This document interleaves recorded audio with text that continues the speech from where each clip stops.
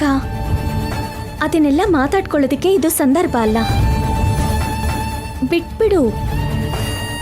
ನಿರ್ದಾಕ್ಷಿಣ್ಯವಾಗಿ ನಮ್ಮ ಮೇಲೆ ಎಂಥ ಆರೋಪ ಮಾಡ್ತಾ ಇದ್ದಾರೆ ನೋಡಿ ಅತ್ತೆ.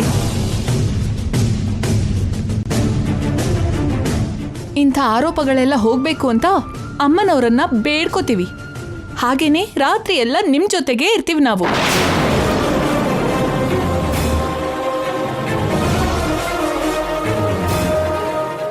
ಹೌದಮ್ಮ, ಇಲ್ಲಿದ್ದು ಈ ಅಕ್ಕ ತಂಗಿ ಹತ್ರ ಬಯಸ್ಕೊಳ್ಳೋದಕ್ಕಿಂತ ನಾವು ನಿಮ್ಮ ಜೊತೆಗೆ ಬಂದು ದೇವಸ್ಥಾನದಲ್ಲಿ ನಿದ್ದೆ ಮಾಡ್ತೀವಿ. ಅಷ್ಟಕ್ಕೂ ಅದ್ಭುತವಾದ ಜಾತಕ ಹೊಂದಿರೋ ನೀವಿಬ್ರು ದೇವಸ್ಥಾನದಲ್ಲಿ ನಿದ್ರೆ ಮಾಡಿದ್ರೆ ಅಮ್ಮವರಿಗೆ ಎಲ್ಲ ಒಳ್ಳೆಯದೇ ಆಗುತ್ತೆ.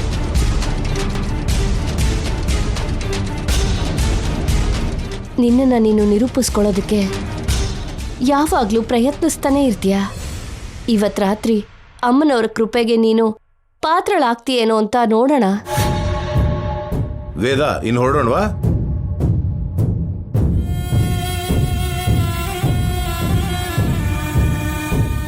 ಅಮ್ಮನವರು ನನ್ನ ಮನೆಯಿಂದ ಹೊರಗಡೆ ಹೋಗಬಾರ್ದು ಅಂತ ನಾನು ಹೋರಾಡ್ತಿರೋ ಹಾಗೆ ನಿಮ್ಮ ಅಕ್ಕನ ಕಷ್ಟ ತೀರಬೇಕು ಅಂತ ಸೌಮ್ಯನ ವಿಷಯದಲ್ಲಿ ನೀನು ಹೋರಾಡ್ತಿದ್ಯಾ.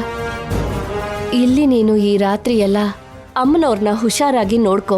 ಅಲ್ಲಿ ನಾನು ಬೆಳಗ್ಗೆವರೆಗೂ ಸೌಮ್ಯ ಕ್ಷೇಮವಾಗಿ ಬರಬೇಕು ಅಂತ ಕೇಳ್ಕೊತೀನಿ. ಸರಿನಾ? ಸರಿ ಅತ್ತೆ. ಎಲ್ಲರೂ ಹುಷಾರಾಗಿರಿ. ನೀವು ಹೋಗಿ ಅತ್ತೆ. ಅಮ್ಮನವ್ರನ್ನ ಕಾಪಾಡೋದಕ್ಕೆ ನಾನೊಬ್ಬ ಸಾಕು. ನೀವು ಧೈರ್ಯವಾಗಿ ಹೋಗಿ ಬನ್ನಿ.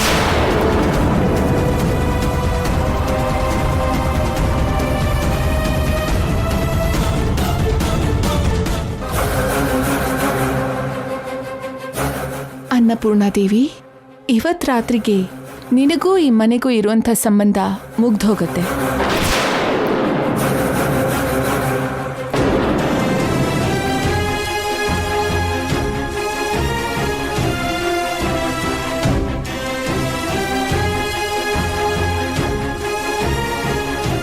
ಅವನಿ, ಏನಕ್ಕ?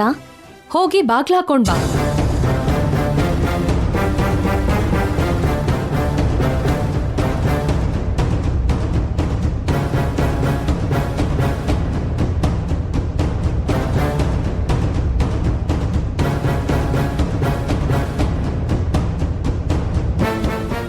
ಅಮ್ಮೋರ್ ಜವಾಬ್ದಾರಿನ ಅತ್ತೆ ನಮ್ಮೆಲ್ಲರಿಗಿಂತಾನು ನಿನ್ ಮೇಲೆ ಜಾಸ್ತಿ ಹಾಕಿದ್ದಾರೆ. ಸೊ ನೀನೇ ಹೆಚ್ಚು ಜವಾಬ್ದಾರಿಯಿಂದ ಇರಬೇಕು. ಸಿಸ್ಟರ್, ನಮಗೆ ರಾತ್ರಿ ಪೂರ್ತಿ ಜಾಗರಣೆ ತಪ್ಪಲ್ವಾ? ಅಷ್ಟೇ ಅಲ್ವಾ ಮತ್ತೆ. ಬನ್ನಿ ಕೂತ್ಕೊಳ್ಳೋಣ.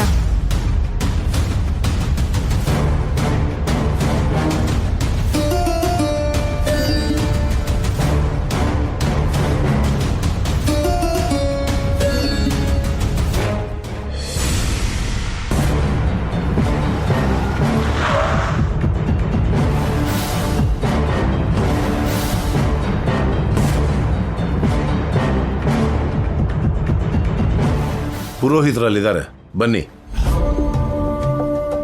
ನಮಸ್ಕಾರ ಪುರೋಹಿತರೆ. ನಮಸ್ಕಾರನಮ್ಮ. ನಮಸ್ಕಾರಪ್ಪ. ನಮಸ್ಕಾರ ರೀ. ನಿಮ್ಮನ್ನೇ ಎದುರು ನೋಡ್ತಾ ಇದ್ದೀನಿ. ಇಲ್ಲಿ ನಾವು ಮಾಡಬೇಕಾಗಿರೋ ಪೂಜೆಗಳು ಏನಾದ್ರೂ ಇದೆಯಾ ಪುರೋಹಿತ್ರೆ? ಮಾಡಿಸ್ಬೇಕಾಗಿರೋ ಶಾಂತಿ ಪೂಜೆನ ಮನೇಲೇ ಮಾಡಿಸ್ಕೊಂಡಿದ್ದೀರಾ ಅಲ್ವೇನಮ್ಮ? ಇಲ್ಲಿ ಪ್ರತ್ಯೇಕವಾಗಿ ಪೂಜೆ ಮಾಡಿಸೋ ಅವಶ್ಯಕತೆ ಇಲ್ಲ. ಕುಂಕುಮ ಇಟ್ಕೊಂಡು ದುರ್ಗಮ್ಮಗೆ ಕೈ ಮುಗಿದು ಈ ಮುಡುಪನ ಮರಕ್ಕೆ ಕಟ್ಟಿ ಮನಸ್ಸಿನಲ್ಲಿ ಏನಾದರೂ ಕೋರ್ಕೊಳ್ಳಿ. ಎಲ್ಲ ನೀವು ಅನ್ಕೊಂಡಾಗೆ ಆಗತ್ತೆ. ಆಗ್ಲಿ ಪುರೋಹಿತ್ರೆ. ಈ ಕುಂಕುಮ ಇಟ್ಕೊಳ್ಳಿಮ್ಮ.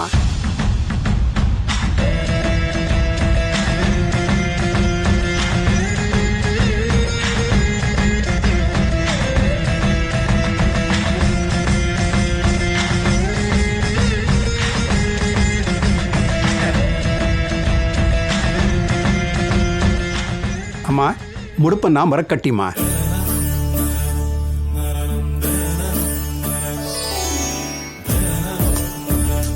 ಏನ್ರಿ, ಬನ್ರಿ.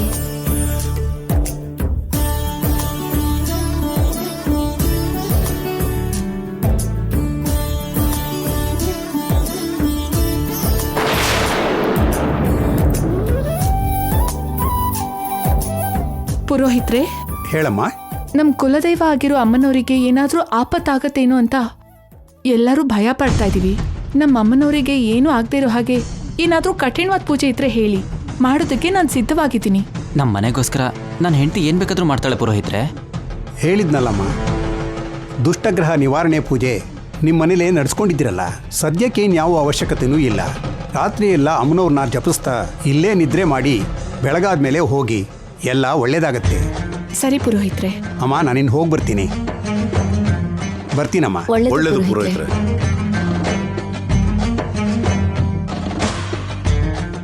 ಏನತ್ತೆ ನನ್ನ ಹಾಗೆ ನೋಡ್ತಿದ್ದೀರಾ? ನಿನಗಿಷ್ಟು ಭಕ್ತಿ ಭಾವ ಇರೋದು ನನಗೆ ತುಂಬಾ ಆನಂದ ಆಗ್ತಾ ಇದೆ. ಹೌದಮ್ಮ, ನೀವು ಮನೆಯಲ್ಲೇ ಉಳ್ಕೊಳ್ದೆ ನಮ್ಮ ಜೊತೆ ಬಂದಿದ್ದು ನಮ್ಗೆ ತುಂಬಾ ಸಂತೋಷ ಆಯ್ತು. ನಿಮ್ಮ ಆಚಾರ ಸಂಪ್ರದಾಯಗಳಿಗೆ ನಾವು ವಾರಸ್ದಾರರಾಗಿ ನಾವು ಮುಂದುವರಿಸಬೇಕು ಅಂದ್ರೆ ನಮ್ಮಲ್ಲಿ ಇಷ್ಟಾದ್ರೂ ಭಕ್ತಿಭಾವ ಇರ್ಬೇಕಲ್ವಾ ಅತ್ತೆ? ಶ್ರೀಮತಿ ವೇದವತಿ ಅವರ ಸೊಸೆ ಪ್ರಸಾದ್ ಅವರ ಮಗ ದೈವ ಸೇವೆಯಲ್ಲಿ ದೊಡ್ಡವ್ರನ್ನೇ ಮೀರಿಸ್ತಿದ್ದಾರೆ ಅಂತ ನಾವು ಹೆಸರು ತಗೋಬೇಕು ಅಂದ್ರೆ ನಾವು ಕೂಡ ನಿಮ್ಮ ದಾರಿಯಲ್ಲೇ ನಡಿಬೇಕಲ್ವಾ ಅಪ್ಪ? ನಿಮ್ಮಿಬ್ಬರನ್ನು ನೋಡ್ತಿದ್ರೆ ನಮಗೆ ತುಂಬಾ ಹೆಮ್ಮೆ ಅನ್ಸುತ್ತಮ್ಮ. ನಮ್ಮ ಬಗ್ಗೆ ನಿಮಗೆ ನಿಜ ಏನಾದರೂ ಗೊತ್ತಾದ್ರೆ ಸರಿಯಾಗಿ ಶಾಕ್ ಆಗ್ತೀರಾ. ನೀವಿಬ್ರು ನಮ್ಮನೆ ಸಂಪ್ರದಾಯದ ವಿಷಯದಲ್ಲಿ ಯಾವಾಗ್ಲೂ ಹೀಗೆ ಇರಬೇಕು. ನೀವು ನಮ್ಮ ವಿಷಯದಲ್ಲಿ ಧೈರ್ಯವಾಗಿರಿ. ನಿಮ್ಮ ಹೆಸರನ್ನ 10 ತಲೆಮಾರು ನೆನೆಸ್ಕೊಳ್ಳೋ ಹಾಗೆ ಮಾಡ್ತೀವಿ. ಈ ಮಾತು ಹೇಳ್ದೆ ನೋಡು, ತುಂಬಾ ಸಂತೋಷನಮ್ಮ. ಬರೀ ಹೇಳೋದು ಮಾತ್ರ ಅಲ್ಲ, ಆಚರಣೆನ ಮಾಡಿ ಕೂಡ ತೋರಿಸ್ತೀನಮ್ಮ. ಅತ್ತೆ, ನಾವು ದೇವಸ್ಥಾನದೊಳಗೆ ಹೋಗಿ ಪ್ರದಕ್ಷಿಣೆ ಮಾಡಿ ಬರ್ತೀವಿ. ಸರಿನಮ್ಮ. ಬಾ ಕೃಷ್ಣ.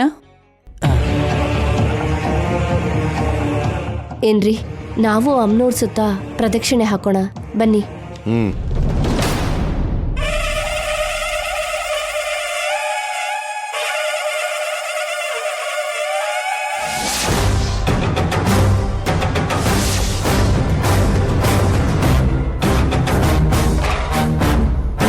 ದಿನಗಳು ಎಷ್ಟು ಬೇಗ ಕಳೆದೋಗುತ್ತೆ ಅಂತ ಅನ್ಸುತ್ತಲ್ವ ವೇದ? ನಮ್ಮ ತಂದೆ ತಾಯಿಗೆ ಹೊಲದಲ್ಲಿ ವಿಗ್ರಹ ಸಿಗ್ದಾಗ್ಲಿಂದ ನಮ್ಮ ವಂಶಕ್ಕೆ ಒಂದು ಒಳ್ಳೆ ಹೆಸರು ಬರೋಕ್ ಶುರು ಆಯಿತು.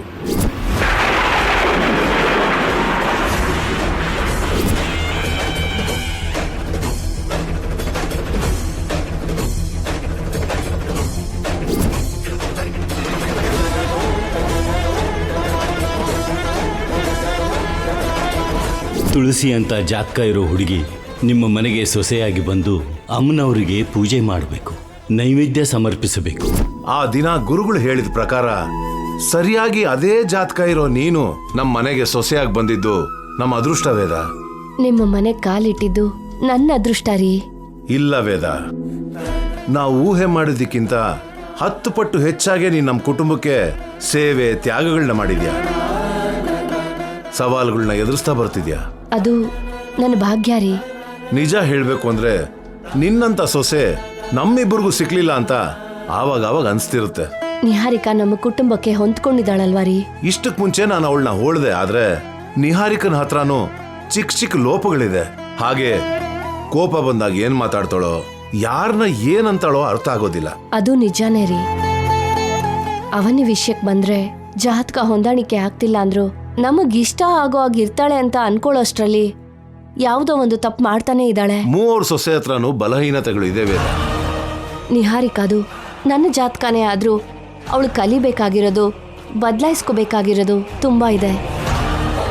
ನಮ್ಮ ಕುಟುಂಬ ಹಾಯಾಗಿರುವಂತ ದಿನಗಳು ಯಾವತ್ತು ಬರುತ್ತೋ ಏನೋ. ವಿಗ್ರಹ ನಮ್ಮ ಮನೆಯಿಂದ ಹೊರಗಡೆ ಹೋಗ್ಬಾರ್ದು, ಸೌಮ್ಯ ಬೇಗ ಸಿಗಬೇಕು. ಆಗ್ಲೇ ನಮ್ಗೆ ಸ್ವಲ್ಪ ನೆಮ್ಮದಿ ಸಿಕ್ಕುತ್ತೆ.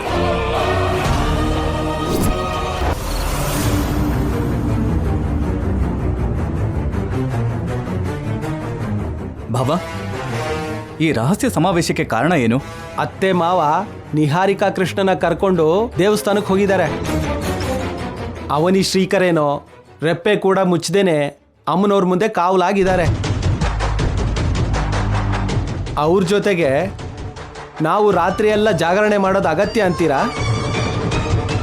ಮತ್ತೆ ಏನ್ ಮಾಡೋಣ? ನಿದ್ದೆ ಮಾಡೋದಾ? ನಿದ್ದೆ ಮಾಡಿದ್ವಿ ಅಂದ್ರೆ ಬೆಳಗ್ಗೆನೆ ಅಪ್ಪ ಅಮ್ಮ ಬಂದು ಕೇಳ್ತಾರೆ. ನಾವು ಕಾವಲಾಗಿರ್ಲಿಲ್ಲ ಅಂತ ಗೊತ್ತಾದ್ರೆ ನಮ್ಮನ್ ಬೈತಾರೆ. ಆ ಕಡೆ ನಿದ್ರೇನು ಮಾಡ್ದೇನೆ ಈ ಕಡೆ ಕಾವಲಾಗಿನೂ ಇರ್ದೇನೆ ಟೈಮ್ ಪಾಸ್ ಮಾಡ್ಬೇಕು. ಅದ್ ಹೇಗ್ ಲಾವಣ್ಯ? ನಾವ್ ಸಿನಿಮಾಗ್ ಹೊರಟೋಗೋಣ. 3-4 ಗಂಟೆ ಟೈಮ್ ಪಾಸ್ ಆಗೋಗುತ್ತೆ. ಅಲ್ಲಿಂದ ಬಂದು 1-2 ಗಂಟೆ ಅವನಿ ಶ್ರೀಕರ್ ಜೊತೆ ಇದ್ರೆ ಸರಿ ಹೋಗುತ್ತೆ, ಏನಂತೀರಾ? Better idea. ಇನ್ಯಾಕ್ ತಡ, ಹೋಗೋಣ ನಡೀರಿ. ನಡೀರಿ. ಮನೇಲಿ ಅಣ್ಣ ಅದಕ್ಕೆ ಇದ್ದಾರೆ. 12 o'clockಗೆ ನೀನ್ ವಿಗ್ರಹನ ತಗೊಂಡು ಹೋಗೋದನ್ನ ಅವ್ರು ನೋಡಿದ್ರೆ ಅಪ್ಪ ಅಮ್ಮನಿಗೆ ಹೇಳ್ತಾರೆ. ಆಮೇಲೆ ಹೇಗಿರುತ್ತೋ ಊಹಿಸೋದು ಕೂಡ ಆಗಲ್ಲ. ಯಾರು ನೋಡ್ದೇ ಇರೋ ಹಾಗೆ ನಾನು ತಗೊಂಡು ಹೋಗ್ತೀನಿ ಬಾವಾ, ನೀನ್ ಭಯ ಪಡ್ಬೇಡ.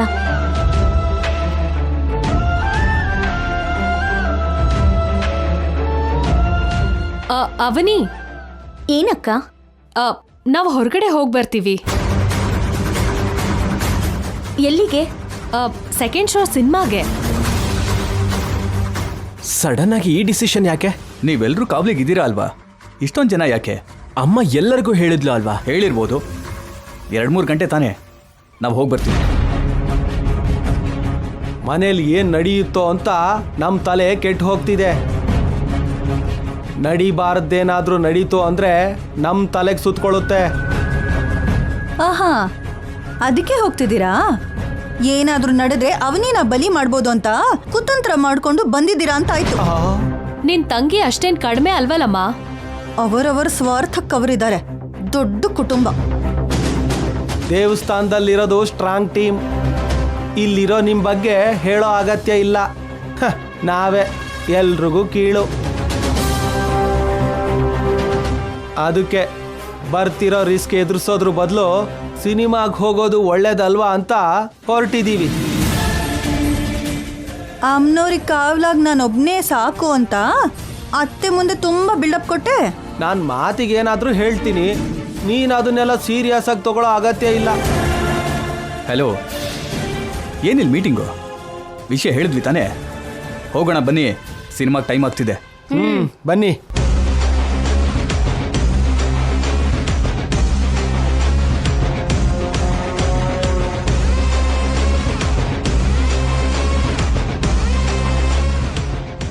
ಎಲ್ರೂ ಮನೆಯಿಂದ ಹೊರಗಡೆ ಹೋಗ್ತಿರೋದು ನಿನಗೆ ಒಳ್ಳೇದಾಗೋದಕ್ಕೆ. ಅವನಿ, ನಿನಗೆ ಯಾವುದೇ ಕಷ್ಟ ಆಗ್ದಾಗೆ ನಕಲಿ ವಿಗ್ರಹನ ಅವ್ರಿಗೆ ಕೊಡೋದಕ್ಕೆ ಸಾಕ್ಷಾತ್ ಆ ಅಮ್ಮನವರೇ ಸಹಾಯ ಮಾಡ್ತಿರೋ ಹಾಗೆ ಅನಿಸ್ತಿದೆ. ಹೌದಕ್ಕ, ಮನೇಲಿ ಎಲ್ಲರೂ ಇದ್ದಿದ್ರೆ ನಂಗೂ ಸ್ವಲ್ಪ ಭಯ ಆಗ್ತಾ ಇತ್ತು. ಇಂಥ ಸಮಯದಲ್ಲಿ ಅವ್ರು ಇಲ್ಲದೆ ಇರೋದೇನೆ ಒಳ್ಳೇದಾಯ್ತು. ಎಲ್ಲರೂ ಹೋಗಿರೋದಕ್ಕೆ ಸಂತೋಷ ಪಡಬೇಡಿ. ನಾವು ತುಂಬಾ ಹುಷಾರಾಗಿರ್ಬೇಕು. ಇವಾಗ ಮನೇಲಿ ನಾವು 3 ಇರೋದು. ಏನೇ ಹೆಚ್ಚು ಕಮ್ಮಿ ಆದ್ರೂ ನಮ್ಮ 3 ಮೇಲೆ ಬರುತ್ತೆ. ಮುಖ್ಯವಾಗಿ ಅಮ್ಮ ಅವನಿಗೆ ಬೈತಾಳೆ. ಬಾವಾ, ಹೆಚ್ಚು ಕಮ್ಮಿ ಯಾಕಾಗುತ್ತೆ? ನಾನು ಕೊಡ್ತಾ ಇರೋದು ನಕಲಿ ವಿಗ್ರಹ ಅಲ್ವಾ? ಸೌಮ್ಯನ ಬಿಡಿಸೋದಕ್ಕೆ ಅಮ್ಮನವರೇ ನನಗೆ ದಾರಿ ತೋರಿಸ್ತಾರೆ ಅಂತ ನಾನು ನಂಬಿದ್ದೀನಿ.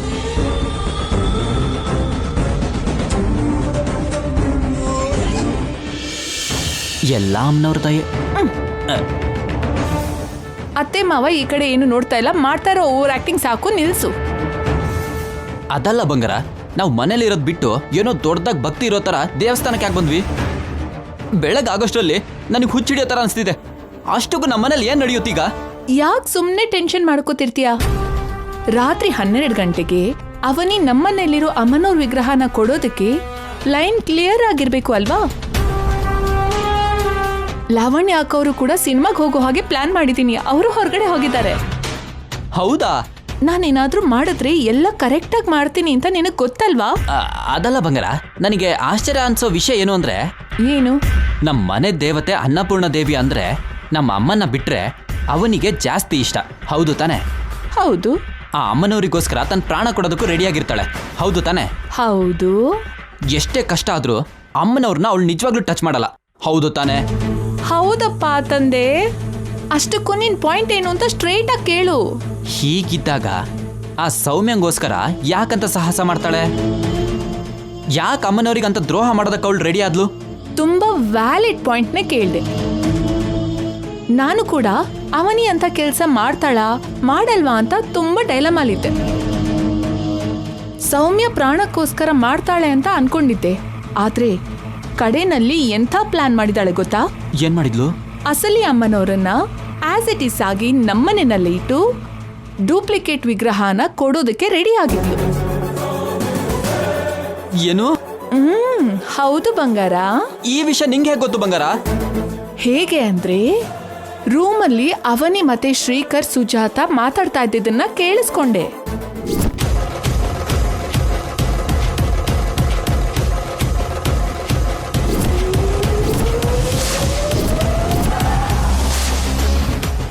ಇದನ್ನ ನಮ್ಮೋರೇ ನೋಡಿದ್ರು ಒರಿಜಿನಲ್ ಅನ್ಕೊಂತಾರೆ ಅಲ್ವಾ? ಹೌದು ಅವನಿ, ಅಚ್ಚು ಹಾಗೆ ಇದೆ.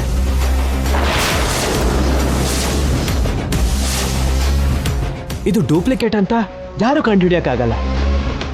ಇದರಿಂದ ನಮ್ಮ ಪ್ರಾಬ್ಲಮ್ ಸಾಲ್ವ್ ಆಗತ್ತೆ ಅಕ್ಕ.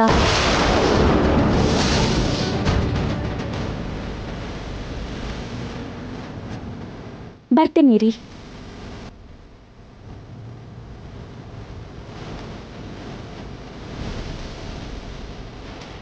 ಒರಿಜಿನಲ್ ತರಾನೇ ಇದೆ ಅಲ್ವಾ?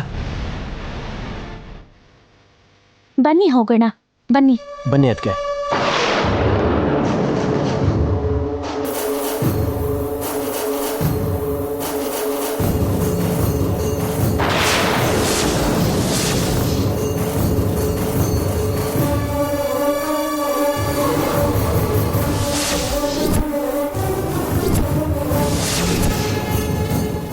ಅಯ್ಯೋಯ್ಯೋ, ಅಮ್ಮನವ್ರ ಸೇಫ್ ಸೈಡ್ಗೆ ನಕಲಿ ವಿಗ್ರಹನ ರೆಡಿ ಮಾಡಿಸಿ ಇಟ್ಕೊಂಡಿದ್ದಾರೆ. ಆ ಡೂಪ್ಲಿಕೇಟ್ ವಿಗ್ರಹನ ಡೇವಿಡ್ ಕೊಟ್ರೆ ನಾಳೆ ಏನಾದ್ರೂ ಸಮಸ್ಯೆ ಆಗುತ್ತಲ್ವಾ? ನನಗೆ ಮೋಸ ಮಾಡ್ತೀಯ ಅಂತ ಹೇಳಿ ಆ ಡೇವಿಡ್ ನನ್ನ ಮಗ ಗನ್ಮ್ಯಾನ್ ತಗೊಂಡು ಬರಲ್ವಾ ಹೇಳು? ಖಂಡಿತವಾಗ್ಲೂ ನೀನ್ ಹೇಳಿದ್ದೇ ನಡೆಯುತ್ತೆ. ಯಾಕಂದ್ರೆ ಒರಿಜಿನಲ್ ಯಾವುದು ಡೂಪ್ಲಿಕೇಟ್ ಯಾವುದು ಅನ್ನೋದನ್ನ ಅವನು ತುಂಬಾ ಈಸಿಯಾಗಿ ಕಂಡುಹಿಡಿತಾನೆ. ಮತ್ ಹೇಗೆ ಇವತ್ತು ರಾತ್ರಿ ಆ ಡೀಲ್ ಹೇಗೆ ನಡೆಯುತ್ತೆ? ಅವನಿ ಪ್ಲಾನ್ನ ಅವಳು ರೆಡಿ ಮಾಡ್ಕೋತಿದ್ರೆ ನನ್ನ ಪ್ಲಾನ್ನ ನಾನು. ನಿನ್ ಸ್ಕೆಚ್ ಏನು ಬಂಗಾರ? ಅವನಿ ಡೂಪ್ಲಿಕೇಟ್ ವಿಗ್ರಹನೇ ಕೊಡ್ತೀನಿ ಅನ್ನೋ ಭ್ರಮೆನಲ್ಲಿರ್ತಾಳೆ. ಆದ್ರೆ ಅವಳಿಗೆ ಗೊತ್ತಿಲ್ದಿರೋ ಹಾಗೆ ಅವಳು ಒರಿಜಿನಲ್ನ ಕೊಟ್ಬಿಡ್ತಾಳೆ. ಅಬ್ಬಾ, ಸ್ಕ್ರೀನ್ ಪ್ಲೇ ಸಖತ್ತಾಗಿದೆ ಬಂಗಾರ. ಆದ್ರೆ ನೀನ್ ಹೇಳ್ದ ಹಾಗೆ ಅದ್ ನಡೆಯೋದು ಹೇಗೆ? ಹೇಗೆ ಅಂದ್ರೆ ಅವನಿ ಬಚ್ಚಿಟ್ಟಿರೋ ನಕಲಿ ವಿಗ್ರಹದ ಜಾಗಕ್ಕೆ ಒರಿಜಿನಲ್ ವಿಗ್ರಹ ಹೋಗುವಂತ ಏರ್ಪಾಟನ್ನ ಮಾಡಿದೀನಿ. ಅದೇ ಬಂಗಾರ, ಹೇಗೆ ಅಂತ ಕೇಳ್ತಾ ಇದ್ದೀನಿ.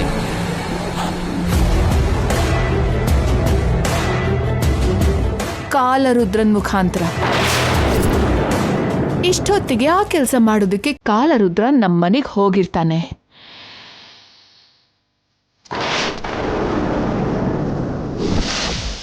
ವಿಗ್ರಹ ಅವನಿ ರೂಮಲ್ಲಿದೆ ಅಂತ ನಿಹಾರಿಕಾ ಹೇಳಿದ್ಲು.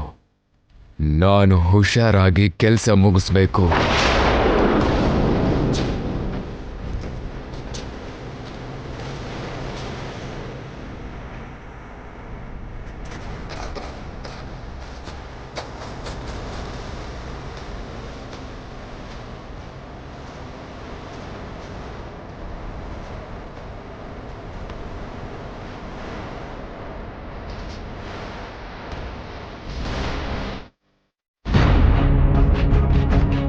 ನೀವಿನ್ನೂ ನಿದ್ದೆ ಮಾಡಿಲ್ವಾತೆ? ಇಲ್ಲಮ್ಮ, ಅಮ್ಮನವ್ರ ಬಗ್ಗೆ ನೆನೆಸ್ಕೊಂಡ್ರೆ ನಿದ್ದೆ ಬರ್ತಿಲ್ಲಮ್ಮ. ನಮ್ಮ ಬಗ್ಗೆ ನೀವು ಯೋಚನೆ ಮಾಡದೆ ನಿದ್ದೆ ಮಾಡ್ರಮ್ಮ. ನಮಗೂ ನಿದ್ದೆ ಬರ್ತಾ ಇಲ್ಲ ಮಾವ. ನಾವು ಬೆಳಿಗ್ಗೆ ಆಗೋವರೆಗೂ ಅಮ್ಮನವ್ರ ನಾಮಸ್ಮರಣೆ ಮಾಡ್ತಾ ಕಳಿಯೋಣ ಅಂತ ಅನ್ಕೊಂಡಿದೀವಿ. ಒಳ್ಳೆ ಯೋಚನೆ ಅಮ್ಮ. ಹಾಗೆ ಮಾಡೋದ್ರಿಂದ ಅಮ್ಮನವ್ರ ಆಶೀರ್ವಾದ ತಪ್ಪದೆ ಸಿಗುತ್ತೆ.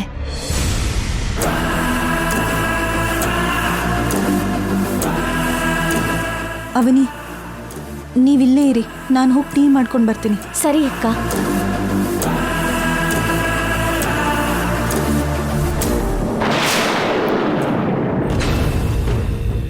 ಅತ್ತೆ, ಏನಮ್ಮ? ಅವನಿಗೆ ಅಮ್ಮನವ್ರ ಜವಾಬ್ದಾರಿನ ಒಪ್ಸಿ ನಾವು ಈ ಕಡೆ ಬಂದ್ಬಿಟ್ವಿ. ಅಲ್ಲಿ ಅವ್ರ ಪರಿಸ್ಥಿತಿ ಹೇಗಿದೆ ಅಂತ ಒಂದ್ಸಲ ಫೋನ್ ಮಾಡಿ ವಿಚಾರಿಸ್ತೀರಾ?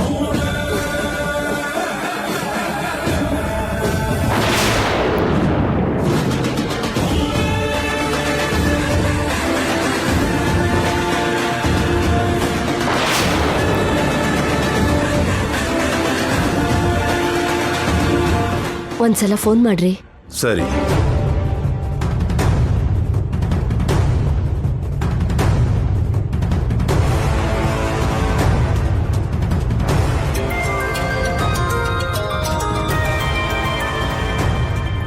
ಅಪ್ಪ ಫೋನ್ ಮಾಡ್ತಿದ್ದಾರೆ. ಹಲೋ ಅಪ್ಪ. ಹಾ ಶ್ರೀಕರ್. ಹಲೋ, ಶ್ರೀಕರ್ ಕೇಳಿಸ್ತಿದ್ಯಾ? ಸ್ವಲ್ಪ ಡಿಸ್ಟರ್ಬೆನ್ಸ್ ಆಗ್ತಿದೆ ಅಪ್ಪ. ಅವನಿ ಏನ್ ಮಾಡ್ತಿದ್ದಾಳೆ? ಅವನಿ ಇಲ್ಲೇ ಇದ್ದಾಳೆ ಅಪ್ಪ. ಹಲೋ ಹಲೋ ಹಲೋ ಶ್ರೀಕರ್, ಏಯ್ ಹಲೋ